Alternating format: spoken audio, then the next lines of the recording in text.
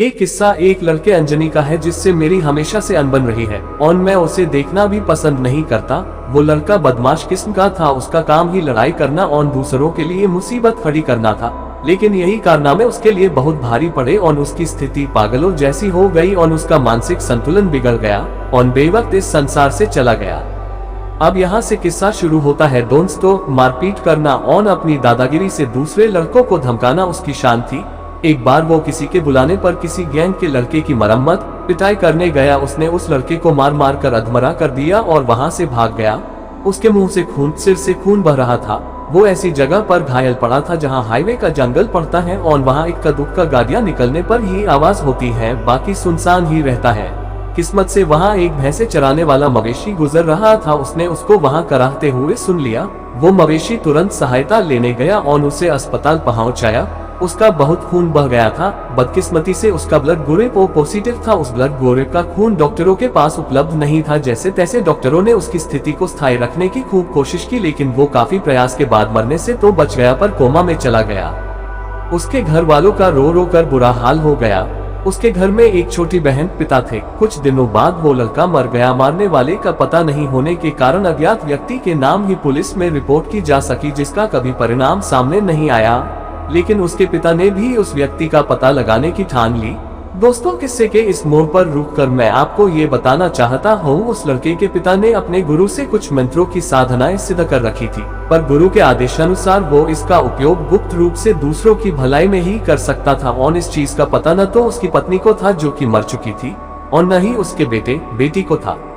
ये मंत्रों में इतनी ताकत थी कि जितने विश्वास और एकाग्रता से इसका उपयोग किया जाए, उतनी ही दूरी तक इसके घातक परिणाम देखने को मिल जाते थे। ये मंत्र सही इस्तेमाल करने पर 100 योजन दूर तक भी काम करते थे। यहाँ एक योजन दूरी से मतलब 13 से 16 किलोमीटर के बीच की दूरी है। लेकिन गुरु के आदेशानुसार उसने उन शक्तियों को कभी जग जाहिर नहीं होने दिया और चुपचाप दूसरों की समस्याएं सुनकर जब भी उसको मौका मिलता एकांत में बैठकर इन मंत्रों की सहायता उनके दुख दूर करता था। लेकिन अपने इकलौते बेटे की मृत्यु से वो इतना आहत हुआ कि उसने उस व्यक्ति को अपनी शक्ति से बर्बाद करने की ठान ली। उसने संस्कृत में एक कागज की छोटी पर्ची पर एक मंत्र लिखा और मोमबत्ती की लौ पर 21 बार घुमाते हुए मंत्र पढ़ता रहा और फिर उसको हल्के रूप में जलाकर उसकी राख को दोनों हाथों से मसल दिया और फिर अपनी हथेली पर देखा तो उसको उस व्यक्ति का नाम पता चल गया जिसने उसके बेटे हत्या की।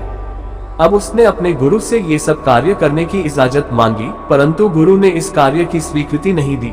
लेकिन उस व्यक्ति ने अपने गुरु की निस्वार्थ सेवा करी थी। उसके इकलौते पुत्र के अलावा अब उसकी जीवन में कुछ नहीं बचा था और वो उसको दंड देना चाहता था। उसने अपने गुरु से सेवा के बदले कभी कुछ नहीं मांगा, बस यही एक इच्छा जाहिर करी।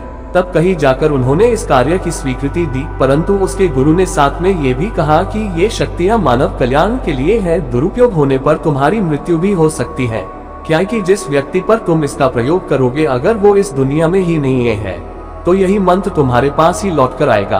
फिर तुम्हारी मृत्यु को मैं तो क्या कोई भी नहीं टाल पाएगा। उस व्यक्ति ने गुरु की बात सहर्ष स्वीकार कर लिया और मंत्र का प्रयोग कर दिया। ऐसा करते ही उस लड़के और अंजनी के मुख से खून निकलने लग गया, मुंह से झाग आने लग गए और वो इधर उधर पलटी खाने लग गया। उसे अस्पताल ले गए।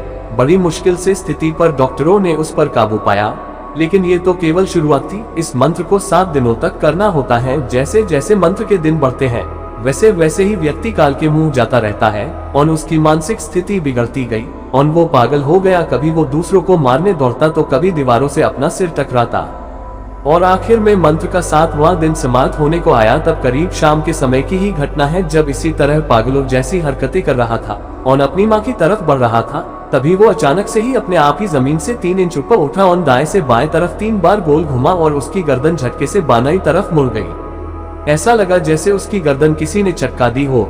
ये बात सुनकर लोगों का ऐसा मानना था किसी ने इसके उसके उपमारण उच्चाटन मुठ फेरनी क्रिया का प्रयोग किया है, जिससे उसकी ये स्थिति हो गई।